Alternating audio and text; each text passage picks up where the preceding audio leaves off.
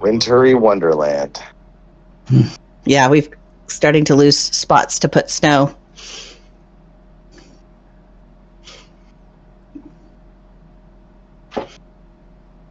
Hi, Bug. Hey, how you doing? Good.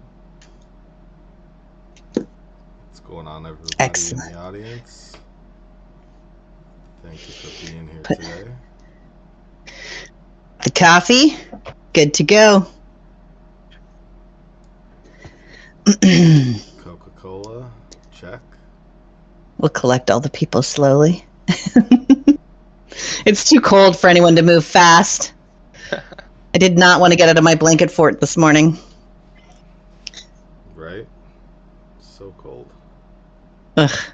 Just like, I have to no. get out of the cold, too.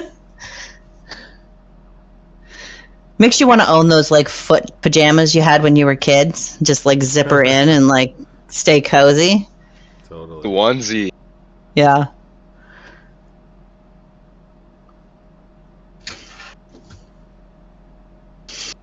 Huh, 40% fat cream. Yeah, that'll work though.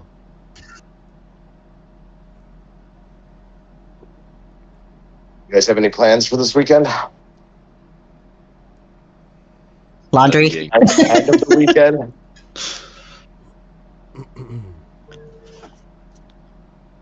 Adulting a little bit. Oh, love adulting.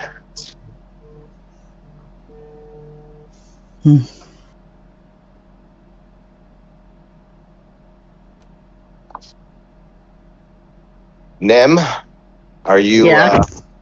you gonna kick Bug's team's butt this second round? I mean, we're still going to give it the old try. I mean, and we'll talk about it later in stage. There were some challenges with the Konjak event and timing, and I mean, we'll dig deeper into that. But yeah, no, we've had some fun so far. It didn't quite go our way. You know, numbers played into that, other things. But yeah, I'm still going to... I have saved the battle reports of me beating Bug, and I don't care if it was his third or fourth march. That doesn't matter. It's still a win in my book. And Heck yeah, a win's a win. So we do have fun sending each other our battle reports. I know, it's like, I did the same thing. I got a win with like 2 ants. We both had like 2 ants left, but It still counts. But I think we should get rolling on this. You're doing the intro, Jake. Oh, geez, it's me. I was just checking who was doing it. Oh, hey, Jake. Oh gosh. So thank you all for coming. We have a pretty exciting week going on in the ant game. We got lots of Konjak fights going on, and soon we'll be fighting for the other half. I hope everybody is winning, but obviously everybody can't win. So Nim and I are probably gonna lose. We have a live chat channel and a live ID channel, so please make sure you guys leave both of those so we can give you a reward for leaving your live ID, and we can hopefully answer your question to the best of our abilities in the live chat. And if you would like to come up, please raise your hand, and we have no problem bringing you up on the stage, and you can ask your question up in person. I think that's all the things.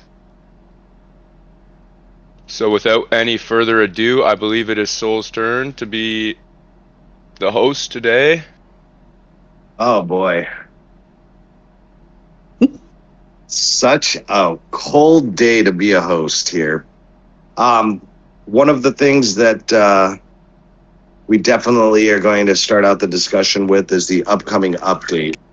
There are some exciting things in here that I personally am very grateful that are happening, and I think a lot of people have voiced their opinion in the matter, but they are going to fix some bugs, and there has been some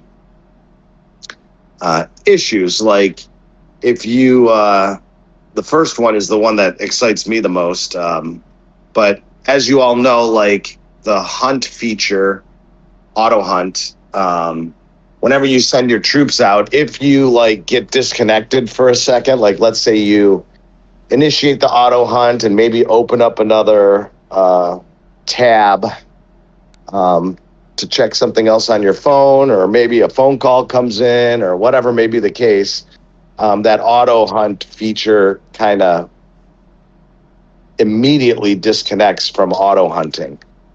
So like sometimes people will like be chatting on Discord, so they'll like go to Discord, and then when they come back, the auto hunt is like stopped because that's the logic behind it. So they are going to fix that where it does not interrupt the auto hunt function. Now, whether that means you can initiate an auto hunt and log off of the game, probably not, but maybe it will require you to be logged off for a longer period of time before it actually stops the auto hunt feature. I think that's a great optimization. Personally, I run across that pretty often. I don't know about you guys, but that will definitely be cool. They are expanding the level cap for the buddy gallery. I'm not quite that high, I don't think. I'm still able to invest in it, so I don't know what that new cap is going to be or what the old cap even was, but seems good.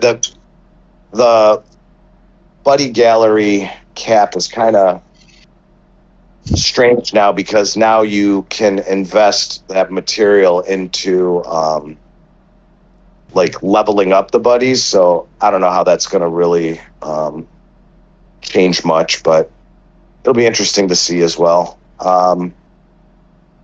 What do you think this third one is, guys? Because I couldn't figure it out. It just says it's optimizing the replenish logic for hatching insects, upgrading insects, etc.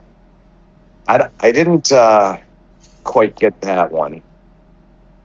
Maybe it's because I don't handle insects quite the same way, but do you guys have any clue on that? Using wrong items? I think so. When you're trying to hatch an insect, sometimes if you're broke, that little screen comes up where it's trying to get you to refresh your resources so that you have enough to actually hatch the insect, which costs barely anything. But okay, maybe you, Lexi, might be using wrong items. I don't know. I don't know. I mean, I've never ran into any issues with it. I kind of just like auto hatch, right? Like, so I don't know. I mean, like I can, there was a point where I ran out of like those insect eggs because I was constantly hunting termite things and they don't drop the eggs, but I don't know. That one I'm not too sure about personally. If it says hatching insects, upgrading insects, both of those things do require resources. So maybe they're eliminating a click somewhere that you have to click one less time. Oh, wow. Look at that. Lexi was saying that it was auto using your Hornet season resource chests instead of resource items. That's weird. So maybe that's what it is. Maybe it was forcing opening I'd have to pay attention to that. Yeah, I'm like, I don't pay that close of attention. I wouldn't be surprised. I have like 3.5G honeydew all of a sudden just sitting out there in the open. I'm like, well, how did that get there? Oh. Oh. That's weird. I know what hill to hit. Yeah, come get some honeydew. Make sure it's with Pro Nim. So they're also optimizing the display of sources of certain skins. That's pretty minor one, I think. But and then optimize the display effects of items in the maze store. We've seen a lot of that optimization go into effect with like the change in the hornets and some of the insects on the map. So that maybe they're gonna. And when they did the optimization of those baits, that was very good because you could tell what the bait was before you had to like kind of be in the know or make mistakes until you learned. Now, another one of the bug fixes that was pretty cool that I thought was I thought they had fixed this already, where the amp level was not properly displayed in the season calendar or release schedule dates, status check screen. One thing I would like to see optimized in that is because like this season I'm kind of on the planning committee of our alliance. I want you to be able to access the calendar from the building, right? Like for those of you that are planning captures and plugging them into the calendar, you kind of have to like know which building. If you're going to put the coordinates in, you're going to like know which building and then actually manually type in the coordinates into it. I would love for you to be able to click on a building and like have it say where it says import from favorites instead of coordinates. Oh yeah, I guess you could do that too. But I would love it where you could just click on the building and like add to calendar type of thing, I think that would make it a lot easier. And it would automatically populate the coordinates and, you could just type in whatever you wanted in the other columns, but maybe that's what they're doing. I don't know. Probably not, but that's something I would love to see done. The winning streak indicator, this is something we discussed on stage last week, where some players, if you're actually, let me get to the screen. I'll take a quick screenshot of it. Yeah, we talked about it on backstage, I think. Oh yeah, was it backstage? Yeah, where when you get a win times 5 or a rampage, it's not showing up currently for everyone. On the battle report preview screen. Like when you're fighting, it was on some players. Some players it was still working, so that was kind of weird. It wasn't working for me. Yeah, it wasn't working for me either. So Same. They did fix that. I wonder if it's are you guys both on Apple? Yes. No, I'm on Android. You're on Android? Okay, so I guess it wasn't one or the other. But regardless, looks like they're going to fix that. Also, there is in the Konjak event, a lot of people were noticing that the individual occupation time did not match the total occupation time in the Konjak. Looks like they're going to finally fix that as well. That was something we noticed. Number 4 is going to be kind of interesting. I want to see what that's going to be about. Under certain circumstances, the camp name on the Konjak was displayed incorrectly based on who was holding it. So looks like they're going to fix that. I wish they would fix the color thing. That one's driving me nuts. But where red camp is holding the Konjak and it's highlighted in blue. Blue camp is holding it and it's highlighted in red. If you're on red camp, it's weird. If you're on blue camp, it's kind of weird too, I guess. I mean, maybe I think if you're on blue camp, it's showing correctly. But if you're on red camp, it's weird because I think the logic behind it is when you're not holding it, it turns red. When you are holding it, it turns blue. So if you're on blue camp, it doesn't matter, right? Like it's showing properly. But if you're on red camp and you're holding it, it's blue to indicate that you're holding it and red to indicate that the enemy's holding it. So it's like kind of weird logic. But more importantly, like in some of the areas, like it's like the name of the camp is in blue when you're a red camp team, and in the text on like the campsites, for example, or the territories or whatever that you're able to go into. So I don't know. I understand what the logic is on that, but I don't understand why they have it that way. But whatever. Let's see. Fix the issue where camp buffs for allies in the same camp were not updated promptly after successfully occupying a fortress in the Barren Lander season. I haven't really noticed that too much myself, but I think like when you immediately take a building, it takes so long for the buff to show in the general buff. So that's looks like they're going to make it where it's immediate. The next one was fix the issue where under specific circumstances auto hunt might abnormally interrupt during the season. Personally, I haven't noticed that outside of the first issue where they were discussing where it will log off if you are off for a few seconds or whatever. But who knows? Do you guys do a lot of auto hunting on the season, out of curiosity? No, I think that's None.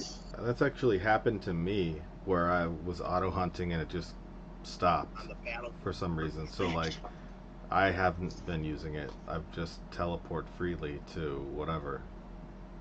It seems a little faster. So like ideally you want to hunt 40 hornets or insects per day, right?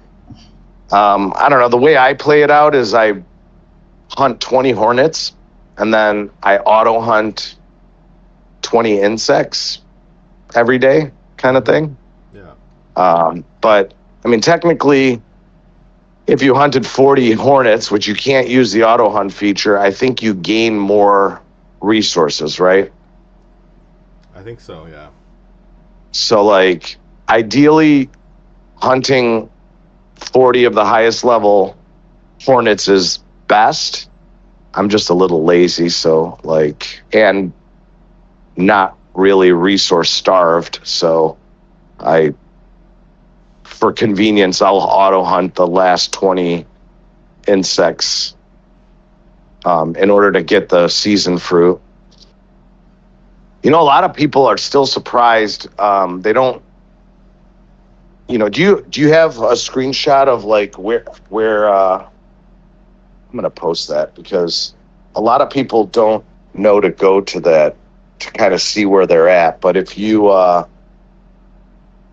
go to the season store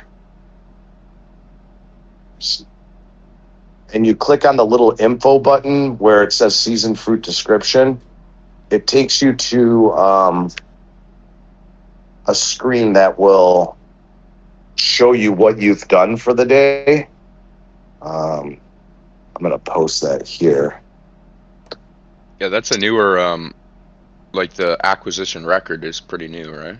Yeah, correct.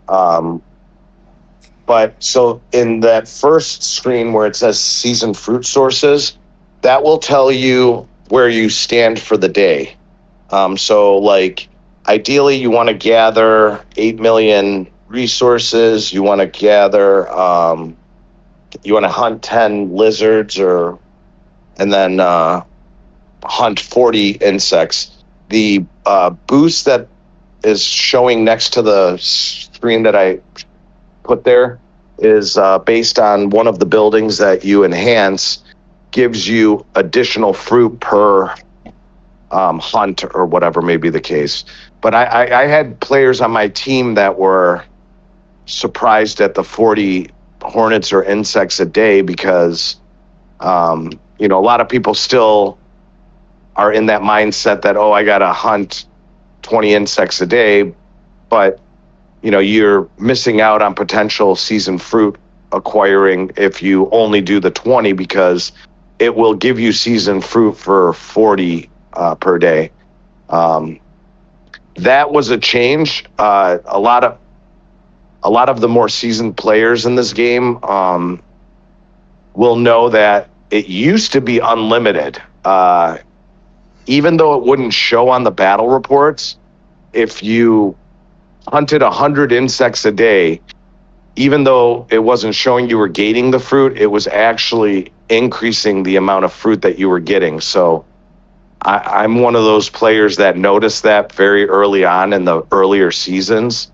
And so I've always been used to on season, like when you weren't, back in the day before they separated the stamina, you couldn't really do a lot because you needed to hold that stamina for during the battle portions. But like in the beginning, when you were grabbing buildings, I would be just blowing all sorts of stamina hunting insects because you could gain extra fruit, so you could gain stuff. And now that there's so much better material in that season store, that is like materials that were only pay to win, you can actually earn them while on season.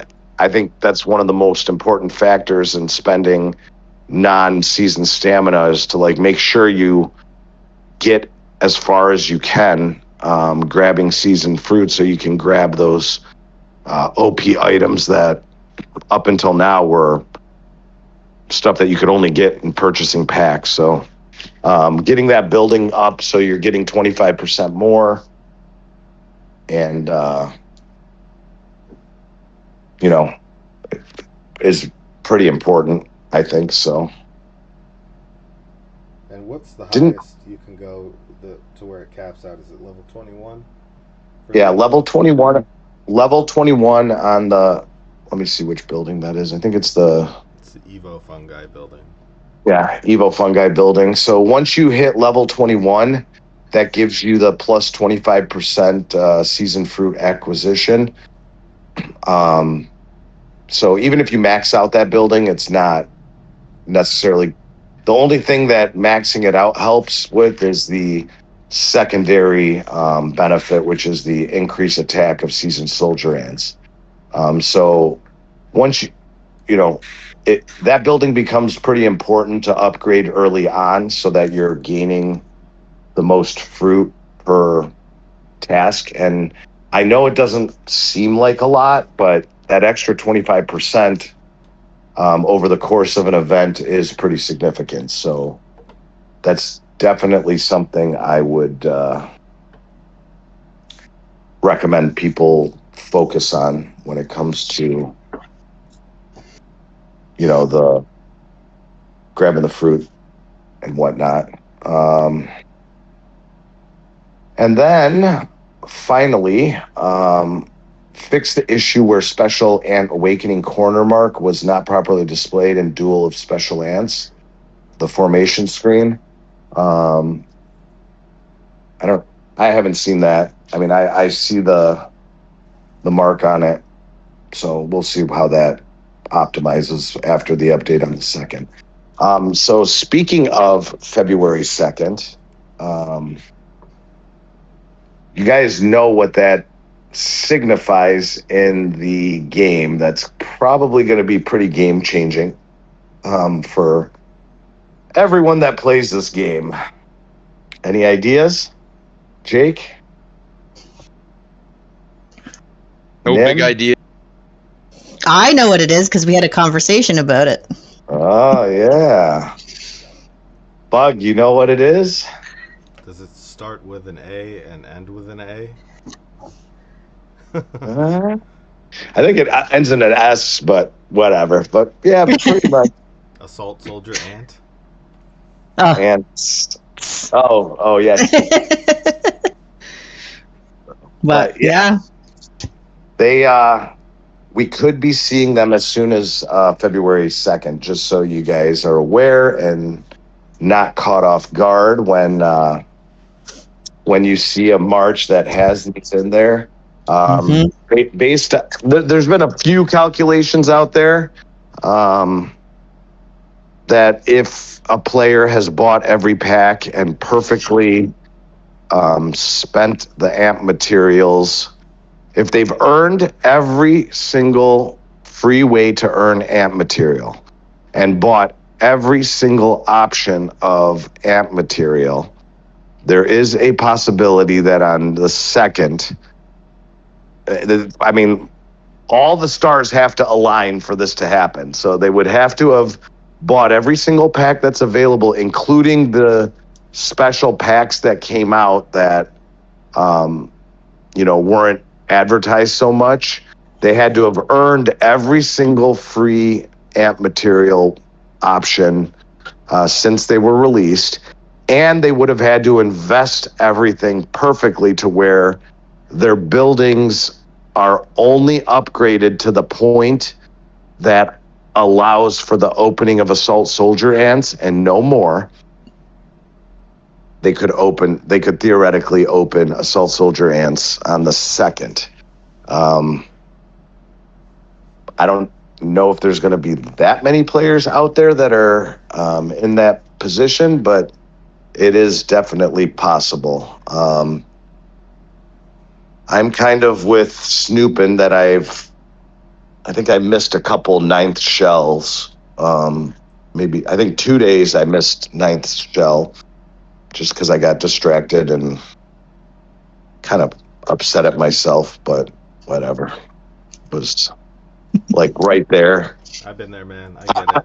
Like even on an easy day like hatching, I'm like, oh, I forgot. No. That's the one, right? Like it was on soldier hatching are the 2 days that I missed because I'm always constantly trying to hit the CAs, right? Like the last. So I don't want to go over, and I'm like, there's those last 2 colony actions you can hit where you get like easy CAs from hatching T9s, T10s, whatever, right? Yeah. And so like both times I missed that 9th shell was because I got distracted and couldn't get back to the game intending to hit those CAs, and that kind of sucked, but whatever. They could probably put me behind a week. The one more major fault of mine, which was intentional, to be honest with you, was I knew it was going to delay me by at least a week or two, but I wanted to hit shells on building day in server. And so I was purposely upgrading some of the buildings beyond the minimum requirement for assault soldier ants. Just so I could, 2 reasons. Number one, it increases your percentage of the amplification buffs while on season. And number 2, it allowed me to hit 9 shells on build day, whatever. So. Mm-hmm. By choice, but those are going to be game changers, man. I'm telling you, for the event, for the seasons, for Pango scores, those are going to be you're going to start seeing crazy Pango scores once players are using assault soldier ants for that, or groundhog scores, and so buckle up for that. But when it comes to, I think if you are a very active free-to-play player and you have grabbed every single amp material up to this point, you're probably going to be about, what did we calculate, Bug? 5 months? I would just say from this point forward, if I were to be free to play, it would be like triple the amount of time. So I don't know, probably another few months for free to play. Yeah. So here's the thing. Those of you that are grabbing amp material as free to play or not purchasing amp material in general, I would say it's very, very important to learn from what the people that have been buying packs have. Do not, take your time upgrading the buildings as slow as possible while still focusing on the Evo necessary to get there. Try not to convert as much material towards Evo, especially if you can hit the shells on build day and on Evo day. Utilize the seasons with enhancement resin in order to not spend amp material towards buildings. Like, the buildings you're investing in should really only be towards allowing the Evo to continue. So, accidentally converted those materials. You can, even if you converted all of the ones that you've had, you should be able to recoup the materials before returning back to server, because, like, honestly, the buildings, as long as you can continue pushing Evo during the our advice a long time ago was try not to upgrade amp buildings while you're on the season. Try to hit that 9 shell using resin. Like, I don't upgrade buildings, even though I might get a little bit of a stat boost from those buildings. I only enhance on building day any of the buildings, because it allows you to hit 9 shells without having to spend amp material. And I mean, I've always done it that way, so it's kind of natural to me. But there's a lot of people that are pushing buildings on not on building day, and and people do it for various reasons. It allows them to get higher level nodes. Everyone's chasing that 40K honor so that they have higher fungi levels and recovery faster. So I understand the want, but the way these events are set up, much of the fighting doesn't occur until later. You're pretty much building up towards you're building up towards the time that you're going to wind up fighting. So during those days, it's not as important that you're getting to that 40K honor. Usually, most players can get to 40K honor before major fighting begins, as long as they're active, right? Mm-hmm. And gaining the resin. It can be challenging for some free to play to get there by, like, the Konjak fight, but I would say the majority, if they are active, can get there. Well, by the second round of the Konjak fight, you should be able to get there. Definitely by the second round, yeah. Yeah. So, speaking of the Konjak fight, what do you guys think so far? Lot of learning, I'm going to say. I'm going to post these pictures here.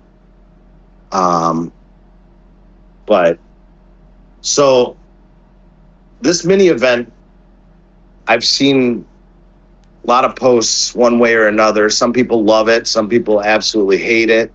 It's kind of 50-50. Me personally, I kind of like it a lot. I like the play style of it, and I even like the little break in between. What do you guys think? I want to love it, but I just wish that the time was over the full 8-hour fighting time, or a little more spread out at least. Yeah. I will start off with saying I like it. However, I will have an immediate criticism, which is the time should not be the same time for both sets of fights. I think it's probably would be better if the timing was not just the last 4 hours before protection time, both times. But other than that, I had a fun time. It was new a novel experience. There was no ties that I've heard of, which I think was the point of changing it to a konjac versus plump fruit event. And there is some strategy to winning.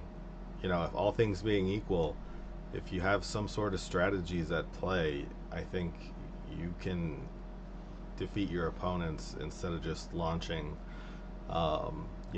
where at one specific konjac the entire time. Um, so yeah, I mean, I got a lot of kills, a lot of champion points, rewards, all that fun stuff. So um, looking forward to the next one.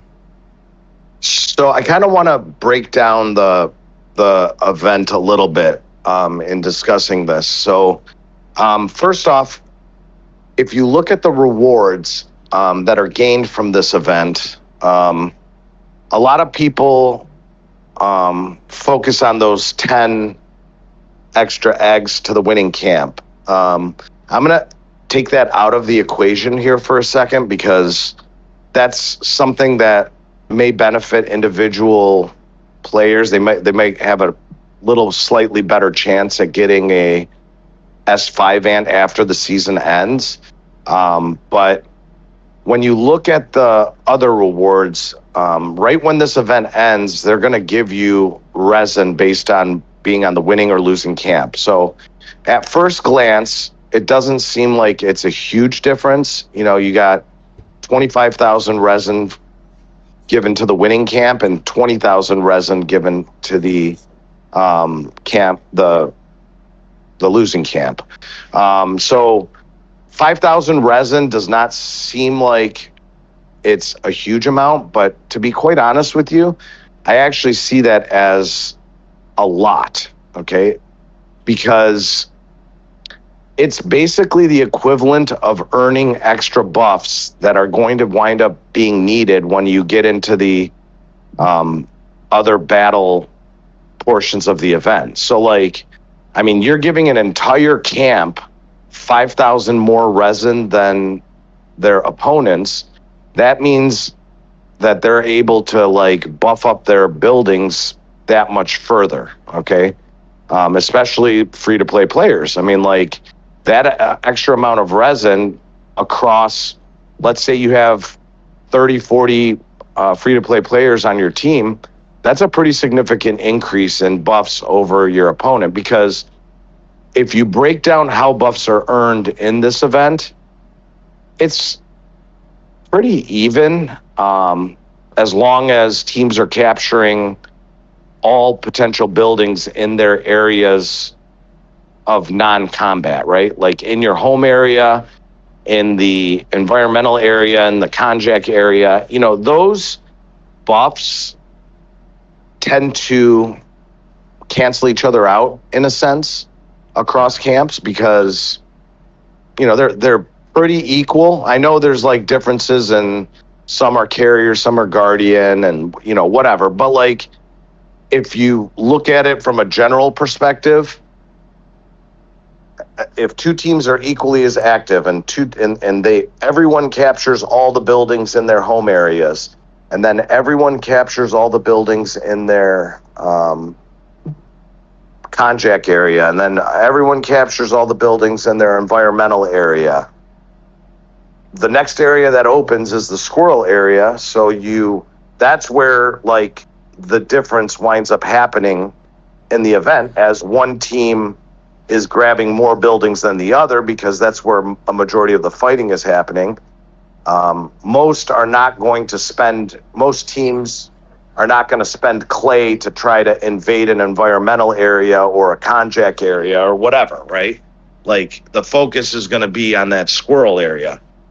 So that's where the difference happens. But having that extra 5,000 resin over an entire camp, each player, that's extra enhancements and building buffs, and it kind of gives you that start of the domino effect of being stronger. So when it comes to the rewards, the konjac fight does become pretty important.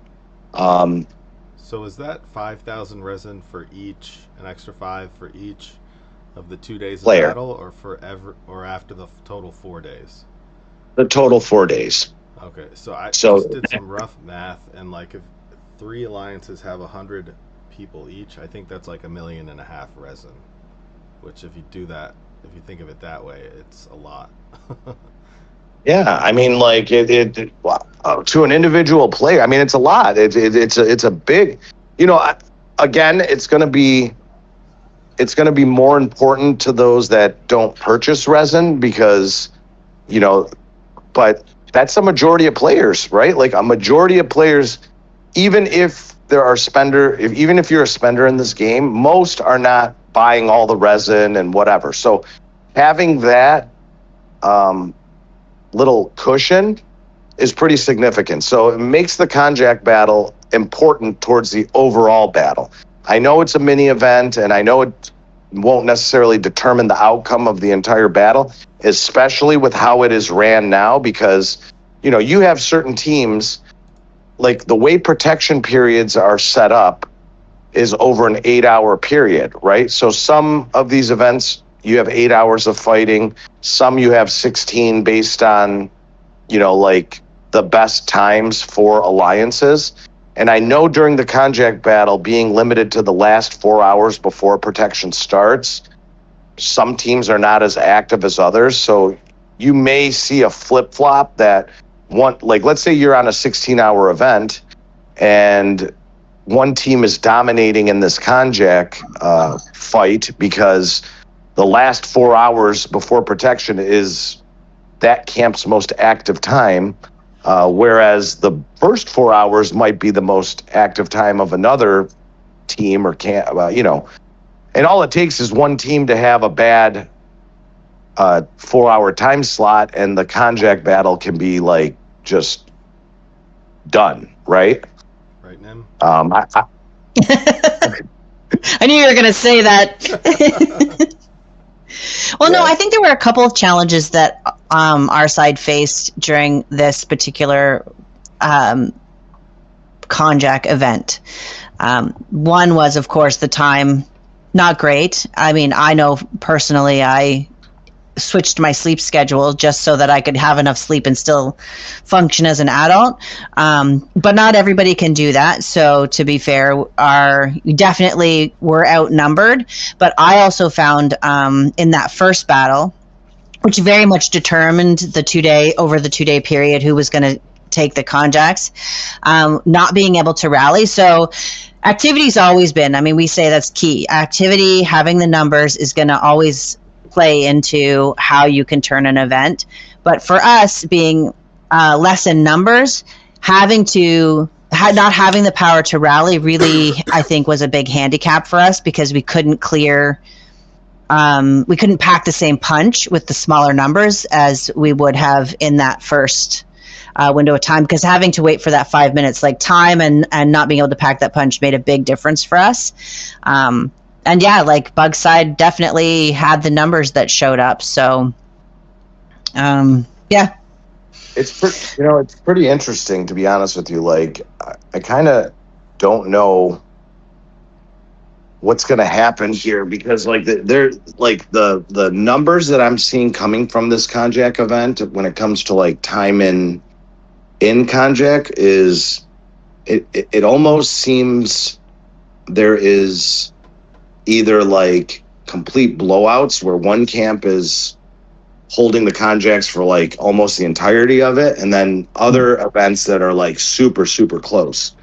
Now, that's the other thing. Those events that are super close, this division in the between part 1 and part 2, I mean, it is cumulative. Okay, so the time in Konjak on a super close event, if you're 1 hour difference, 30 minutes difference, 10 minutes difference, I've seen some that are 5 minutes difference between time, and that second part is going to be huge, right? Because technically you can there's 4 Konjaks, a camp could hold it for 4 hours each one, so that's basically in each part 24 hours.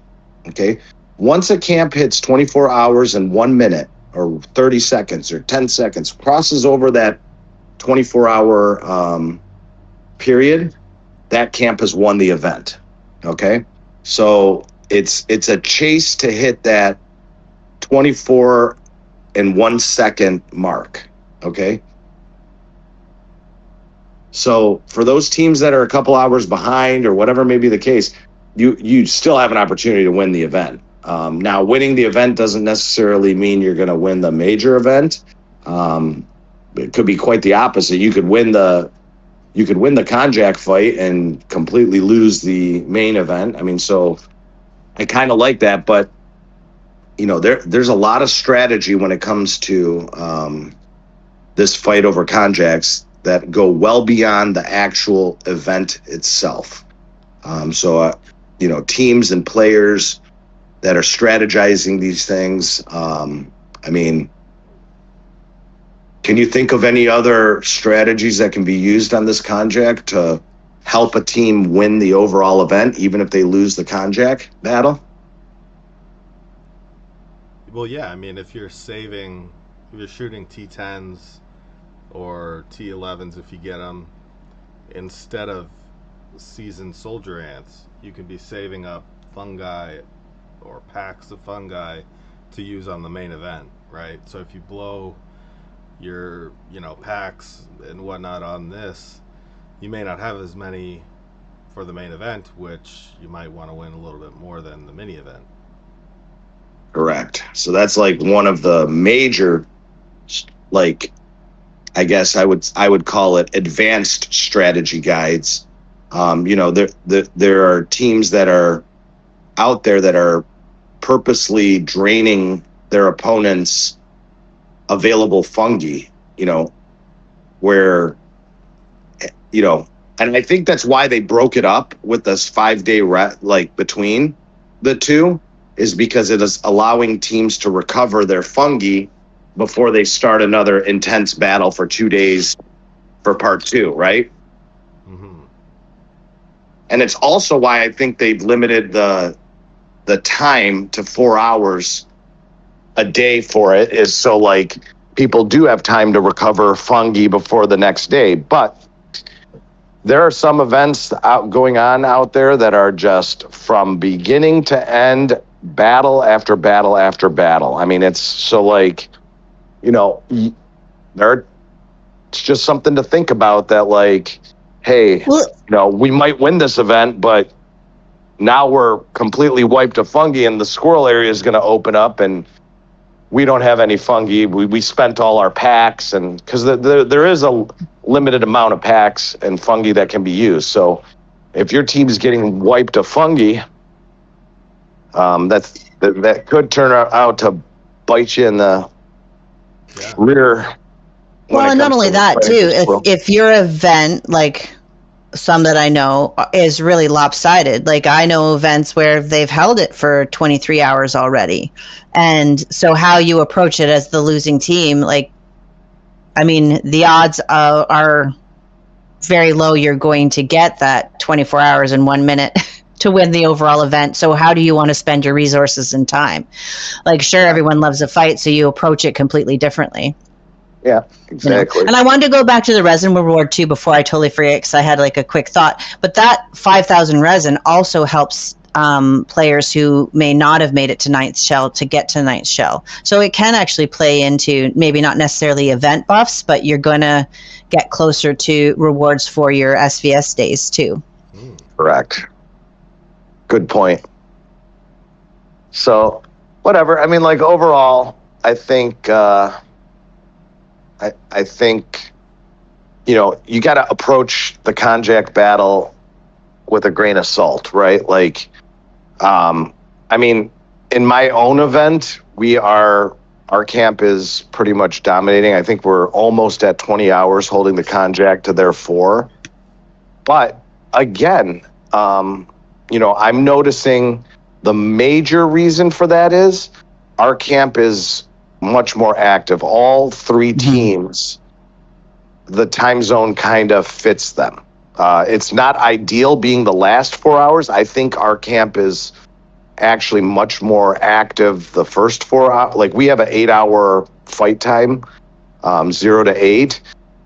From watching our camp operate with building and capturing and everything, it seems more towards the first couple hours, rather than the last, because just I think we have many more North American players, and the way our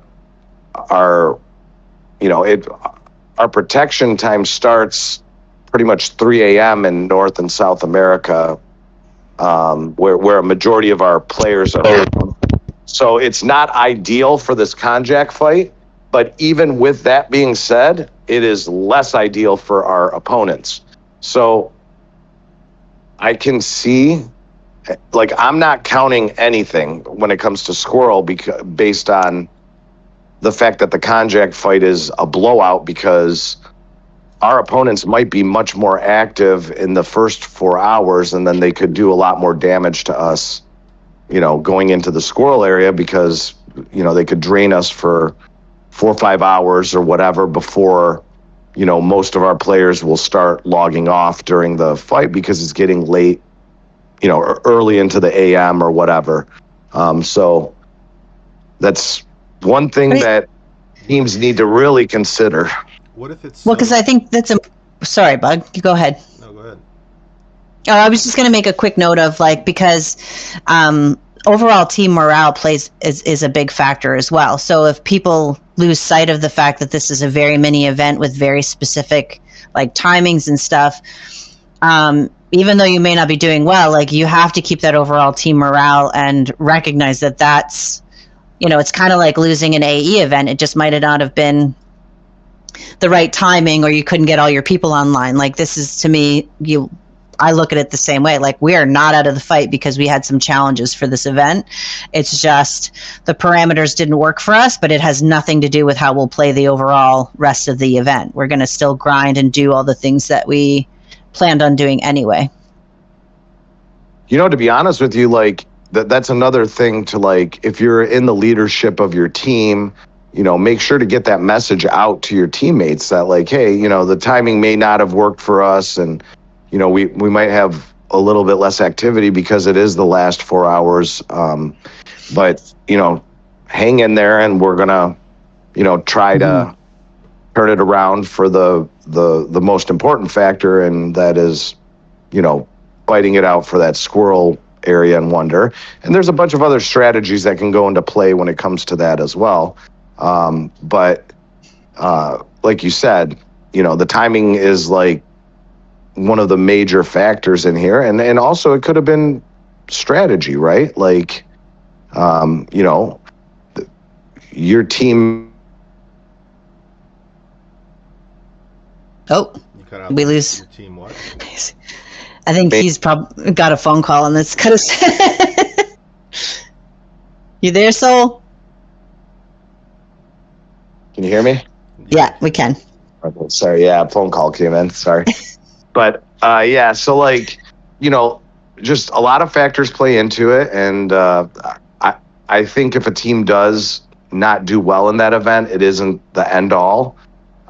Just hang in there and make your planning accordingly to try to do your best to win the event, and that's it. I mean, what do you think it would do if one of the camps only got 1,000 resin from such a lack of Konjak points? Versus the 20,000 that they're going to get. 20,000. It would definitely make the Konjak battle much more important. I would tell you that for sure.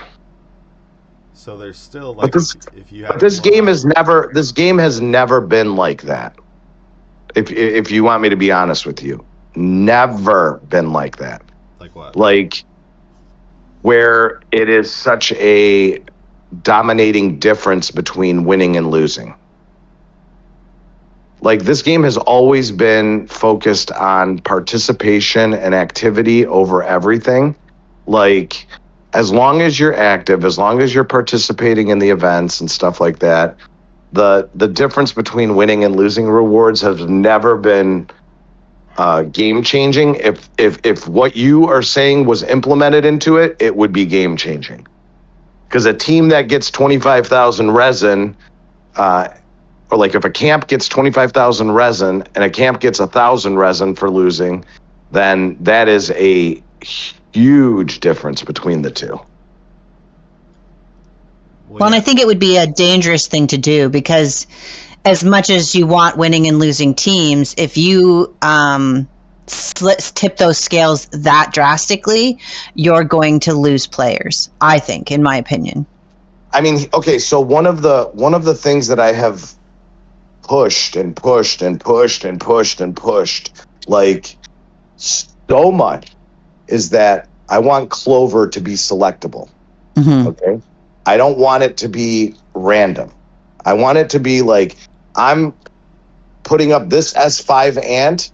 I want this S5 ant in its place. Okay. And the pushback that I've always received on this is that, oh, that's like too much. It's too much. It's too much. Well, no, I mean, if you really think about it deep down, you're participating in 4 seasons a year, let's say. Okay. So gaining 4 ants that you would want, okay, to an individual player is great. Okay.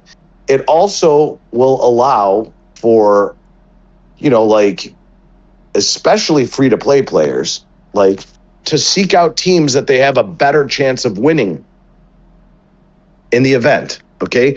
So it will make the events much more competitive. Okay.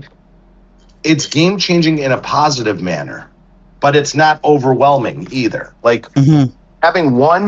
having 4 ants that you can pick, right? But that would require you winning 4 events in a given year, which is an accomplishment in and of itself. Okay. So I like that because it also gives a huge incentive for teams to try to win these events. So the events become much more competitive and much more fun. And like, you're not going to want to maybe necessarily give up so easily because you have the chance of getting something that would help your individual account very much so. Like, it will make those very close events a lot more fun instead of like, where it does, I don't think I have a chance of winning. And what's the difference? It's not like we're going to gain that much more. The way it currently is set up, the only advantage to win versus lose now, because I think the Clover is completely useless, to be honest. I think Clover is not even in the realm of anything like how it currently operates. I'm putting up an S5 ant, and chances are the Clover is going to give me an S4 that I don't need. Yeah, it's like not even in the stratosphere of being worth it. So then you look at what's the other advantage of winning an event over losing an event when it comes to rewards. 3 extra ants that are not as easily to obtain enter the pool. Well, I have had the argument the other way around that if I'm chasing after one of those ants that are not one of the harder to get ants, I'm better off losing the event than I am winning the event. So it kind of, to me, like, if you're really thinking about it, sometimes losing is better than winning.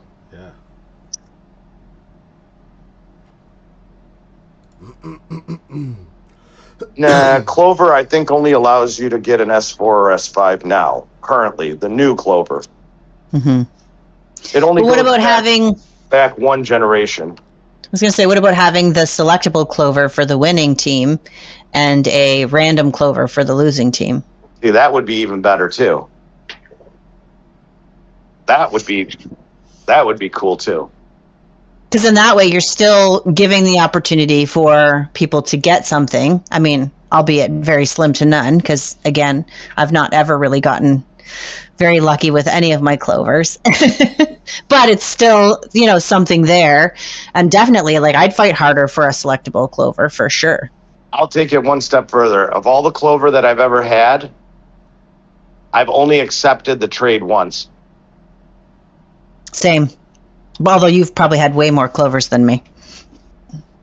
I've only accepted the trade once. Every other trade wasn't even worth the trade. And I'm not even going to say it was an anti-wanted, right? Like, I accepted it because it was acceptable. Like, I traded a S5. Let's say I'm not a carrier main, so let's say I put up a carrier. I don't even know if it wasn't even an S5 at the time. It was probably an S3 or S4 or whatever. And I think it was an S4. And it gave me like an S4 shooter ant I could use. Not one that I necessarily wanted. So, I don't know. Just weird. Clover to me is no big deal. But if they made it selectable, you're damn right I would be fighting tooth and nail to... I mean, I fight tooth and nail anyway because that's my whole thing. My whole thing with this game is... It's the only thing I look for. Like, everything else is a chore except these... PvP battles, so that's just my personal take on the game. So, but for a majority of players, like, there's so many players out there that look at the game like, oh, I want to get this, I want to get that, or whatever, and like any drive to do that would be, in my opinion, like a step in the right direction. So. Anything else on the Konjaks that you guys want to mention?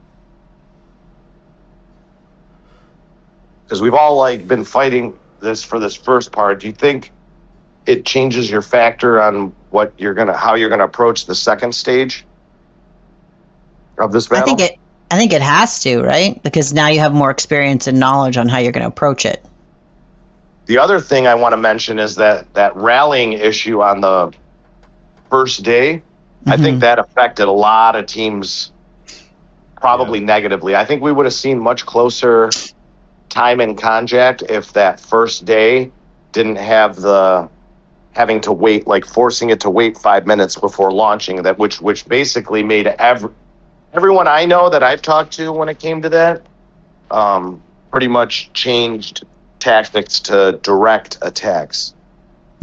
I think it was a big handicap for our side. For any team that was outnumbered and their power is like it, because for me, I think it helps you. I call it packing a bigger punch. Like if you throw a big rally with like your biggest pros in there, it can shift the balance for you to get some Konjak time.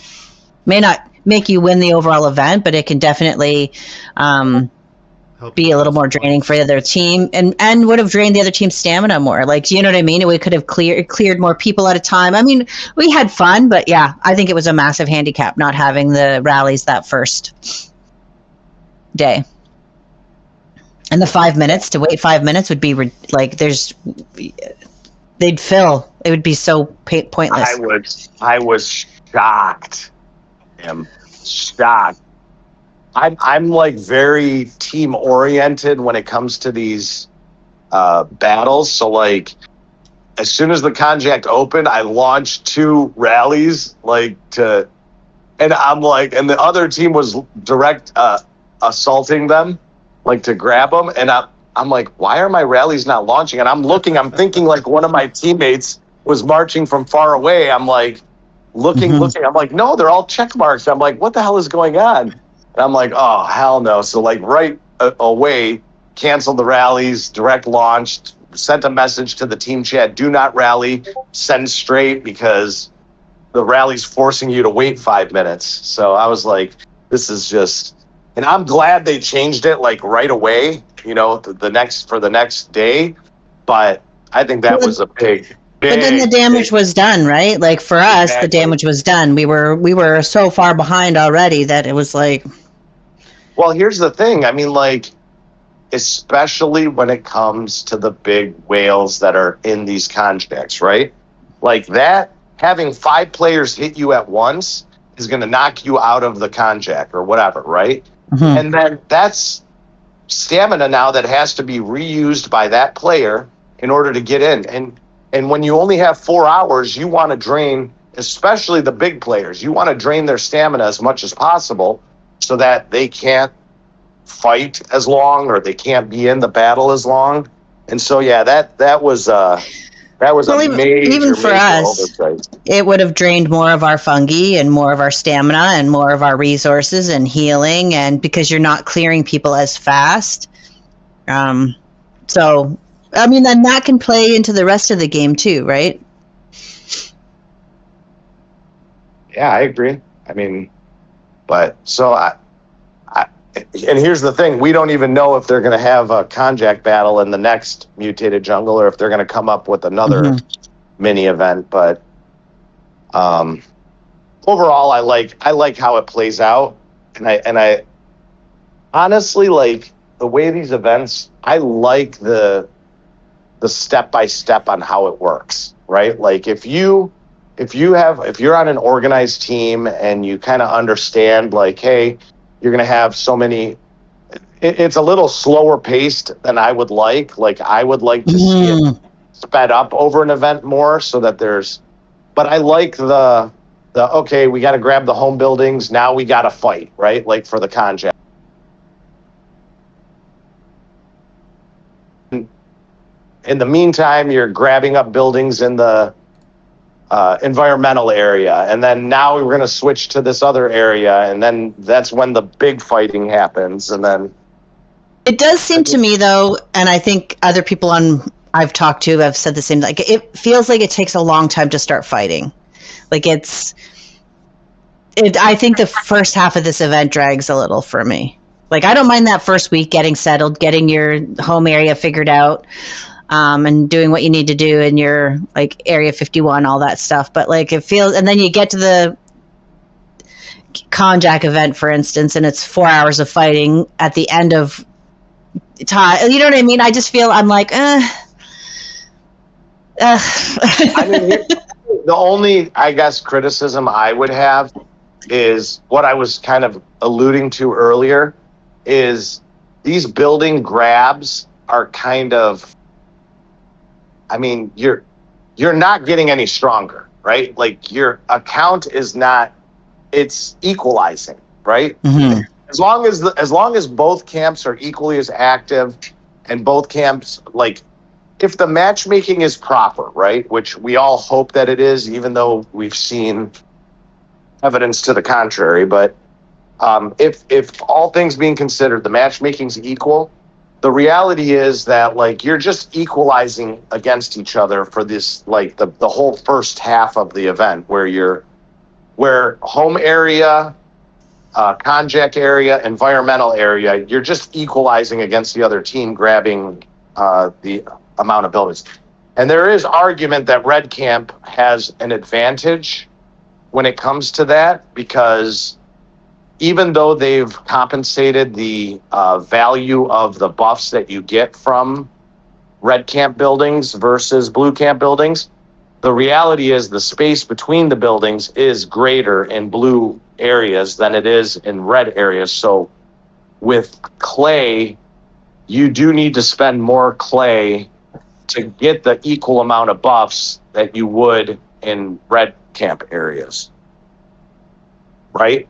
Mm-hmm. So I don't know.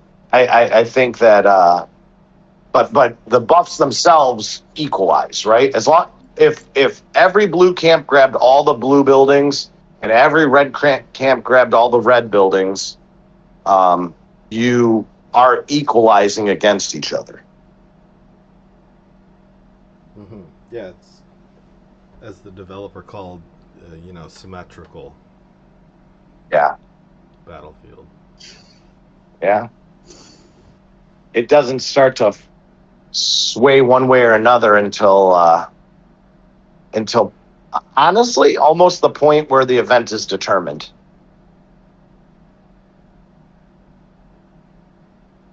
Right?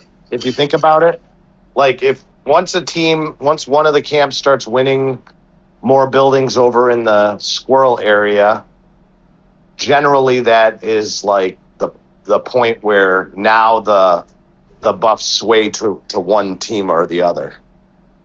Yeah, like 99% of the time. I've seen sometimes people come back and take that squirrel wonder back, but very rare. Yep.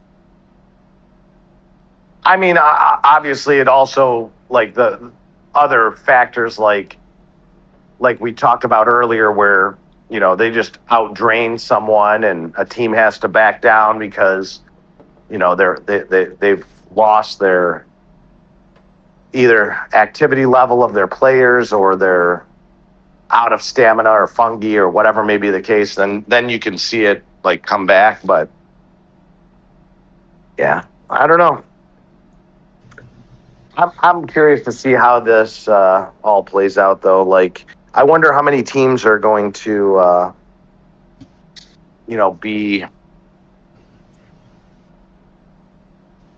either winning or losing camp of the Konjak event versus the total event. Mm. That to me is going to be very interesting to see.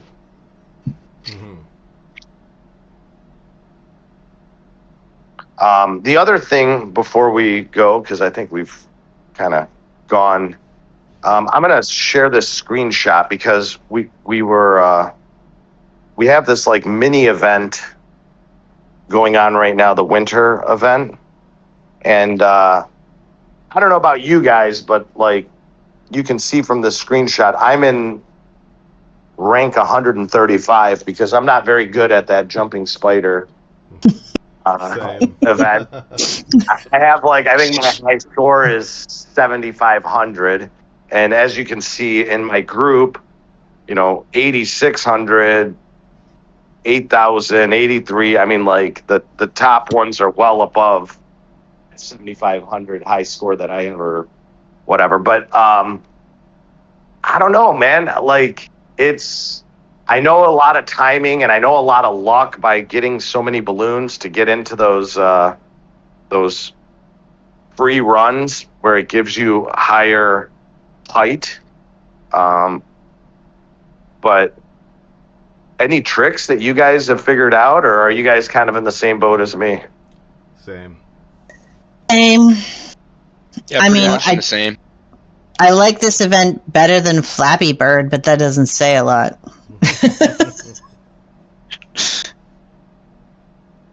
But yeah, I think people just I get do- lucky or they're hacking the game. But I do like too, for people who are like, ugh, that you have that feature where you can just like use all your chances with one little. You're like, pick the highest score for the day and go with it. Yeah, that is cool. The multi whatever it's called. Yeah, multi something. I hit that even if my score is like 6,000 or a little over 6,000. I'm like, whatever. Exactly. I'm like, it's timing. I'm like, some of these mini events, you're like, oh, this is fun. And the other ones, you're like, it's a chore. Like Flappy Bird, it's a chore. Anyone in the audience, like among the high scores of this jumping event, that they want to share, like, tricks of the trade? Yeah. Anybody got high scores out there? Because I have to say, I just figured out, because Soul told me, that it doesn't matter what side of the tower thing you are on when your spider goes fast, because you don't collect all those things. I didn't know.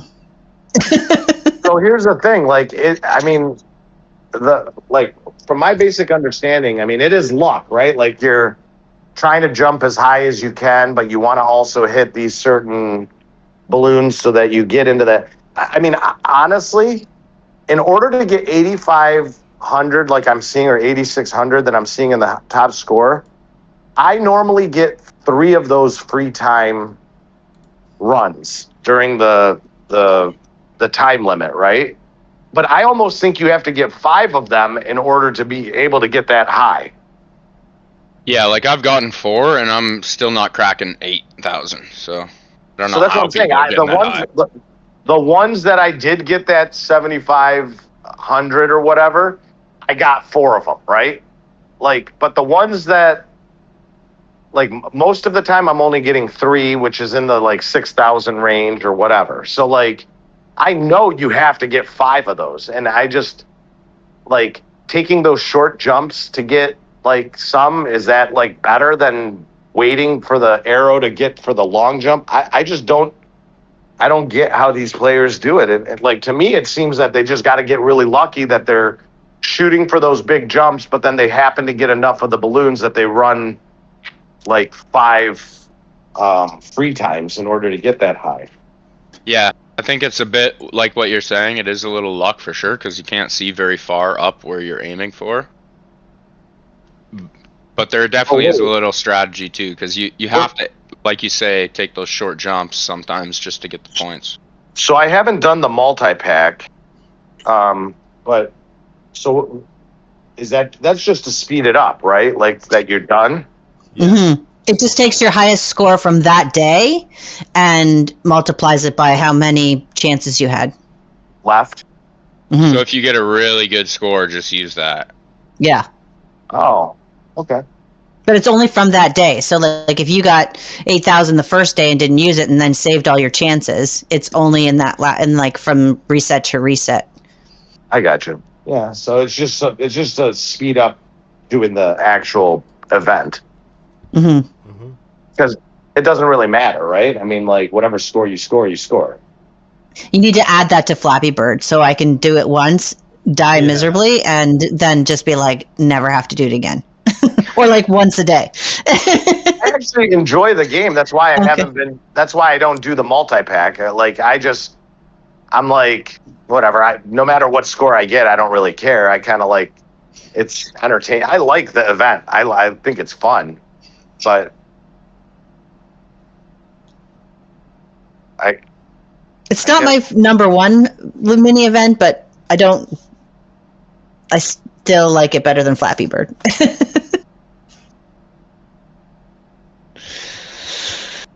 Which of course now we'll get back on, like we'll end up back on server and the first event will be Flappy Bird. You know it.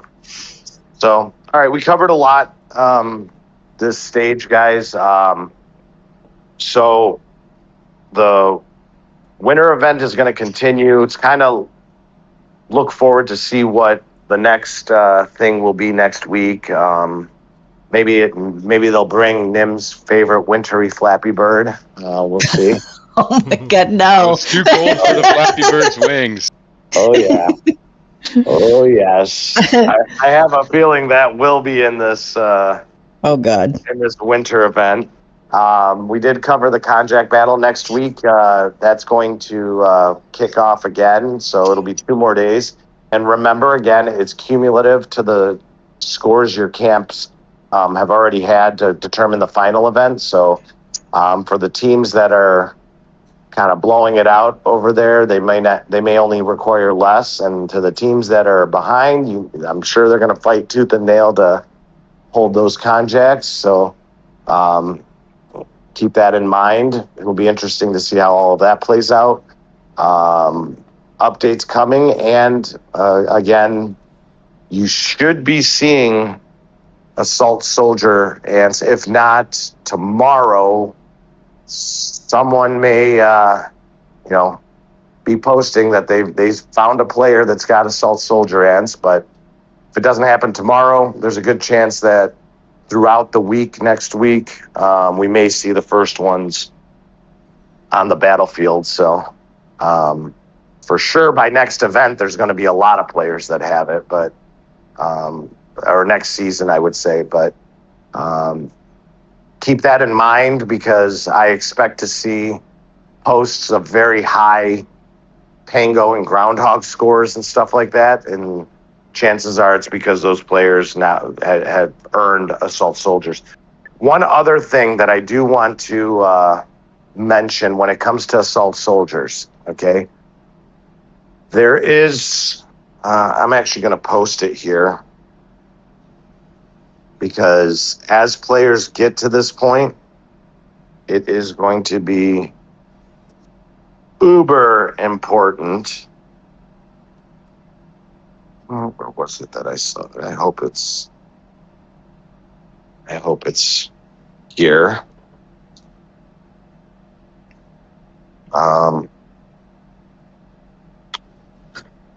There was a. I don't know where it is. see if I thought I took a picture of it.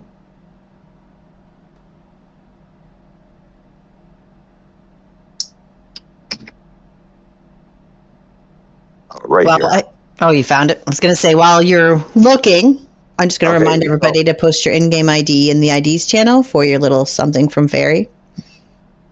Okay, so if you go look at amplification details and pull up this menu that I just posted in there, number 3, which is the last portion of it, says that after unlocking assault soldiers, you can instantly mutate all your T10 soldier ants into assault soldier ants without any cost. Okay, so this is kind of a point of contention that a lot of us that play this game and know how the game operates a little bit, we have not gotten any verification from the fairies or the devs, and we kind of are going to be walking a fine line here.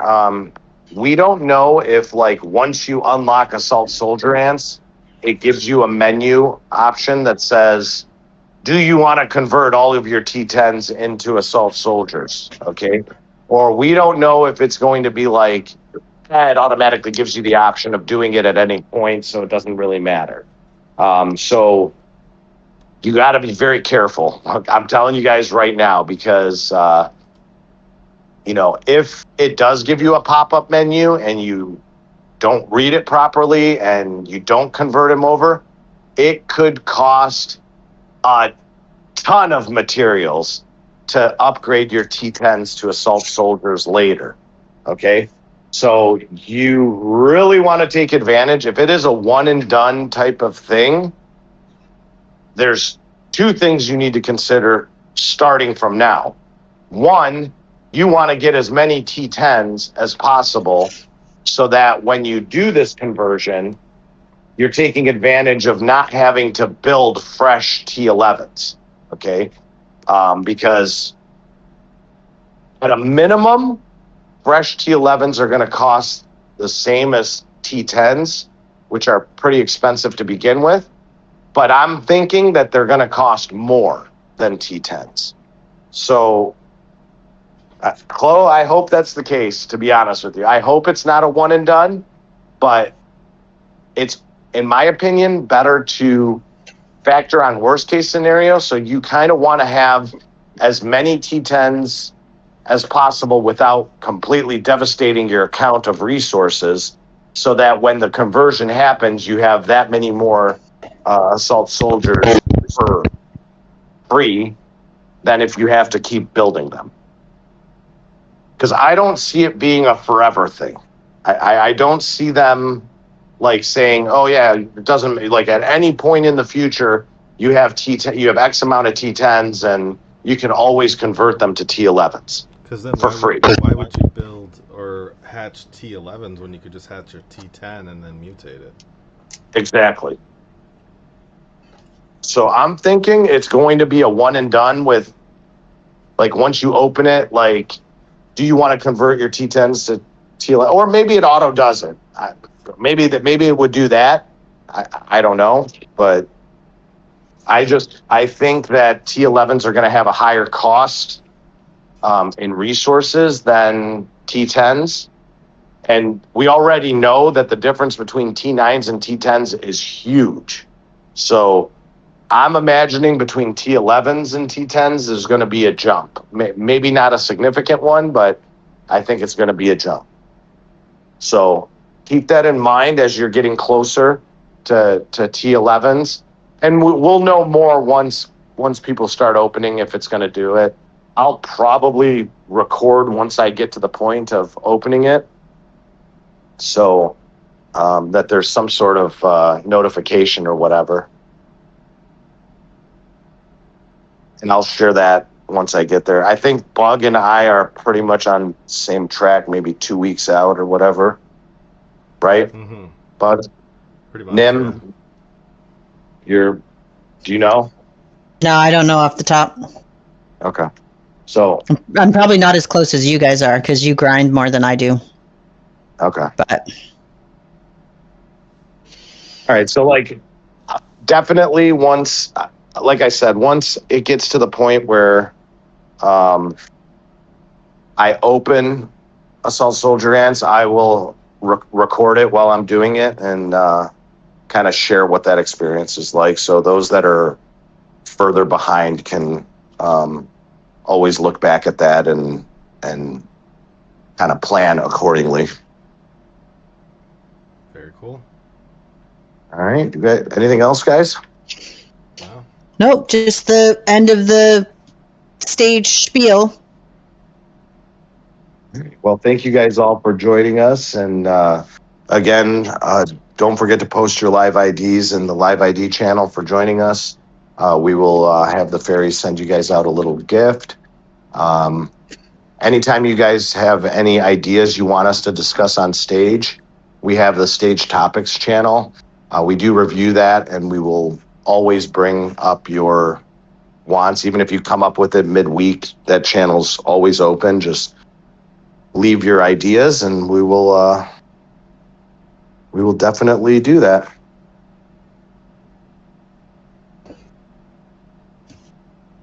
Yep, All and right, thank you everybody for joining us today. We appreciate all of you coming and hanging out with us and listening to us babble about the Ants game and sharing your ideas, and hope to see you next week. Bye, guys. Yeah, thanks for being here. We'll see you guys next time.